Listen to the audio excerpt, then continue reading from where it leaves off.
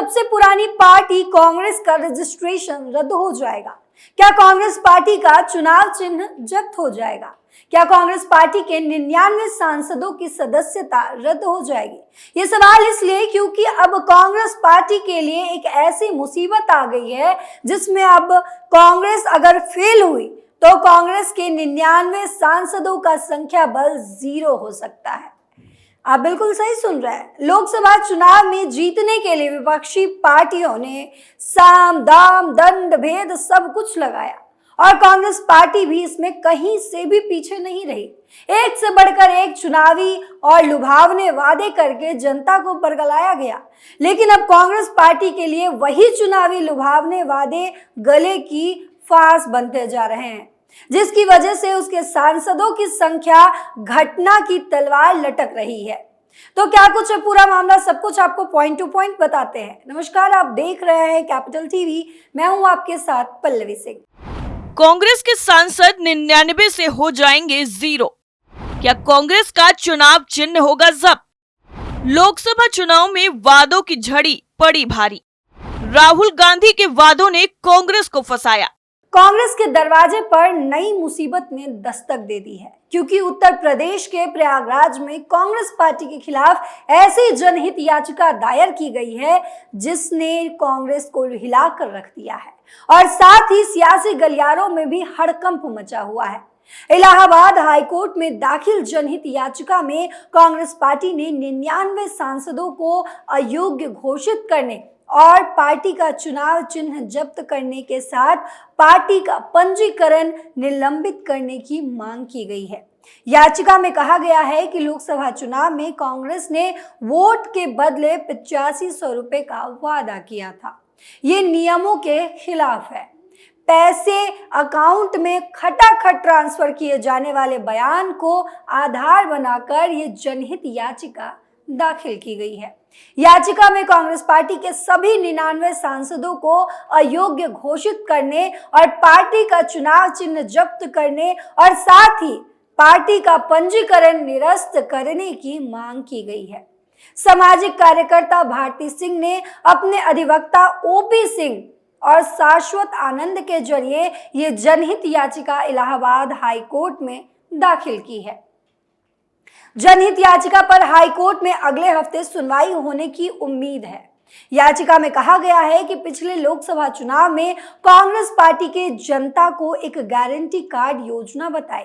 इसके तहत गरीब, पिछड़े, दलित और अल्पसंख्यकों को चुनाव के बाद जुलाई माह से प्रति माह 8500 रुपए उनके बैंक खाते में जमा करने का वायदा किया था। लोकसभा चुनाव के बाद जो वायदा पूरी तरह से झूठा निकला। कांग्रेस ने किया जनप्रतिनिधि अधिनियम का उल्लंघन। याचिका में कहा गया है कि पिछले लोकसभा चुनाव में कांग्रेस पार्टी ने जनता को एक गारंटी कार्ड योजना बताई, जिसके तहत गरीब, पिछड़े, दलित और अल्पसंख्यकों को चुनाव के बाद जुलाई माह से प्रति माह 8500 रुपए उनके बैंक खाते में जमा करने का वायदा किया था। ये रकम खाते में खटाखट ट्रांसफर किए जाने की बात भी कही गई। लोकसभा चुनाव के बाद ये वायदा पूरी तरह से झूठा निकला। इस वायदे से कांग्रेस सहित सहयोगी दलों को वोट देने वाले 8500 रुपए प्रति माह दिए जाने की गारंटी भी दी गई थी। इस वादा पत्र में वोट के बदले रुपए देने का लालच दिया गया।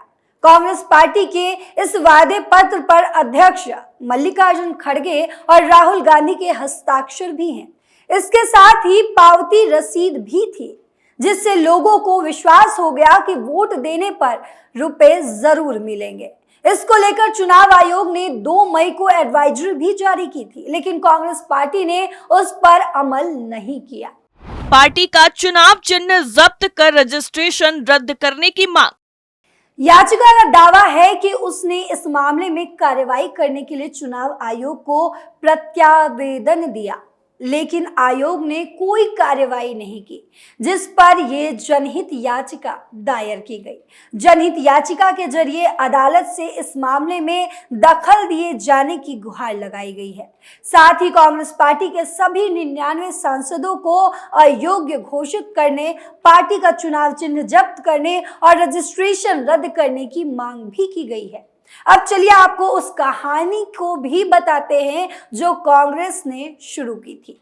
लोकसभा चुनाव के रिजल्ट के दूसरे ही दिन कांग्रेस के झूठ का पूरा चिट्ठा खुल गया था। राहुल गांधी के बयान पर सियासत। ये भारत की सियासत है। राजनेता वार पलटवार के लिए ऐसे ऐसे शब्दों तक पहुंच जाते हैं जिसके बारे में हम सोच भी नहीं सकते। शहजादे, शहंशाह, पनौती, जेब कतरा, पप्पू, छोटा पप्पू, ऐसा ही एक नया शब्द कांग्रेस नेता राहुल गांधी खोज कर लाए थे, जो शब्द है खटाखट। इस शब्द का प्रयोग कुछ इस कदर किया गया कि पीएम नरेंद्र मोदी भी इससे अछूते नहीं रहे। पीएम मोदी ने इस शब्द का इस्तेमाल किया भी तो राहुल पर हमले के लिए किया। कांग्रेस के पूर्व अध्यक्ष राहुल ने कहा था कि विपक्षी गठबंधन की सरकार बनी तो महिलाओं के खाते में हर महीने 8500 रुपए खटाखट जाएगा और एक झटके में गरीबी से मुक्ति दिला देंगे। प्रधानमंत्री मोदी ने प्रतापगढ़ में चुनाव प्रचार के दौरान राहुल गांधी पर इसी शब्द के सहारे तीखा तंज कसा। पीएम ने राहुल और सपा अध्यक्ष अखिलेश यादव पर निशाना साधते हुए कहा कि शहजादों को न मेहनत की आदत है और ना ही नतीजे लाने की, इसलिए कहते हैं देश का विकास अपने आप होगा, देश का विकास खटाखट होगा। ये सोचते हैं कि भारत आत्मनिर्भर अपने आप बन जाएगा और पूछो तो कहते हैं खटाखट खटाखट। ये कहते हैं कि भारत की गरीबी हम दूर कर देंगे खटाखट, लेकिन अब इनको मालूम होना चाहिए कि रायबरेली की जनता भी खटाखट खटाखट भेजेगी घर।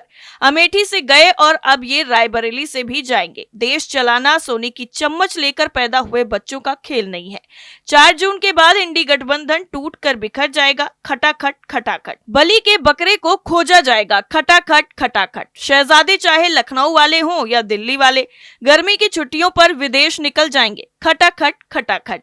इतना ही नहीं, भारतीय जनता पार्टी की नेता मेनका गांधी ने अपने भतीजे और कांग्रेस नेता राहुल गांधी को शेख चिल्ली बताया था।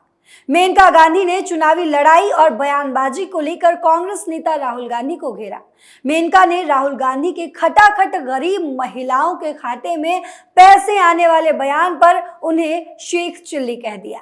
मेनका गांधी ने सवाल पूछा कि अगर वो इसके लिए पैसा कहां से लाएंगे, अगर देते भी हैं तो वो पैसा कहां से लाएंगे। मेनका गांधी ने खटाखट पैसे देने के बयान पर साधी हुई प्रतिक्रिया देते हुए सवाल पूछा कि कहां से लाएंगे पैसे। इसे शेख चिल्ली कहते हैं। शेख चिल्ली वाली बातों में हम नहीं पड़ते हैं, ये वाली बातें शेख चिल्ली ही करते हैं। 5 जून को पैसे लेने कांग्रेस ऑफिस पहुंची महिलाएं। उत्तर प्रदेश में लोकसभा चुनाव का रिजल्ट आते ही सबको हैरान करने वाली घटना हुई। यूपी के चुनावी माहौल को अपने पक्ष में करने के लिए कांग्रेस और समाजवादी पार्टी ने पिछड़ा दलित अल्पसंख्यक को एकजुट करने का प्रयास किया। पीडीए पॉलिटिक्स ने अल्पसंख्यकों को एकजुट रखा, वहीं ओबीसी और दलित समुदाय को इंडिया गठबंधन के साथ जोड़ा गया। इसमें उन्हें बड़े स्तर पर सफलता भी मिली। यूपी की 80 में से 43 सीटों पर विपक्षी गठबंधन को जीत मिली। सबसे ज्यादा अल्पसंख्यक वर्ग को साधने के लिए अखिलेश यादव और राहुल गांधी ने बड़ी रणनीति अपनाई। उन्होंने तमाम इलाकों में कांग्रेस गारंटी कार्ड पहुंचवाया गया। कांग्रेस गारंटी कार्ड में जीत के बाद 8500 प्रति महीना और सालाना 1 लाख रुपए महिलाओं को दिए जाने की घोषणा की थी। चुनाव प्रक्रिया खत्म होने के बाद मुस्लिम महिलाओं का समूह लखनऊ में मौजूद कांग्रेस कार्यालय पर पहुंच गया था। दरअसल राहुल गांधी ने चुनावी रैलियों में महिलाओं को जीत के बाद खटाखट 8500 रुपए 5 जून को मिलने का दावा किया था। लखनऊ में मौजूद कांग्रेस कार्यालय पर 8500 रुपए मासिक और सालाना 1 लाख रुपए दिए जाने की मांग करने लगी। महिलाओं का कहना था कि कांग्रेस की तरफ से गारंटी कार्ड दिया गया था, इसमें जीत के बाद 8500 रुपए मिलने का वादा भी किया गया था। 5 जून को खाते में पैसे आने की बात भी कही गई थी, लेकिन पैसा नहीं आया। तो महिलाएं कांग्रेस कार्यालय पहुंच गई। वो पता करने के लिए आई थी कि कैसे उनके खाते में ये पैसे आएंगे। इस बारे में कांग्रेस कार्यालय पर अधिकारियों की तरफ से कुछ बताया ही नहीं गया। इस पर महिलाएं परेशान दिखी और लगातार परेशान दिखी। कांग्रेस की तरफ से वोटरों के बीच वितरित की गई गारंटी कार्ड में दावा किया गया कि युवा न्याय के तहत 1 लाख रुपए वेतन मिलेगा। हर शिक्षित युवा की पहली नौकरी पक्की होगी। नारी न्याय के तहत 1 लाख रुपए हर साल हर गरीब महिला को मिलेगा। इसके अलावा किसान न्याय के तहत कर्ज माफी, श्रमिक न्याय के तहत 400 रुपए प्रतिदिन मजदूरी और हिस्सेदारी न्याय के तहत जातिगत जनगणना की बात कही गई। कांग्रेस नेता राहुल गांधी ने यूपी की चुनावी रैलियों में ये वादा किया। उन्होंने महिलाओं को 1 लाख रुपए दिए जाने की बात कही। लखनऊ में मौजूद कांग्रेस कार्यालय पर सैकड़ों महिलाएं कतार में खड़ी हो गई। इसमें से ज्यादातर ने बुर्का पहना था। वो वोटिंग के बाद किए गए चुनावी वादों को पूरा कराने की लाइन में थी।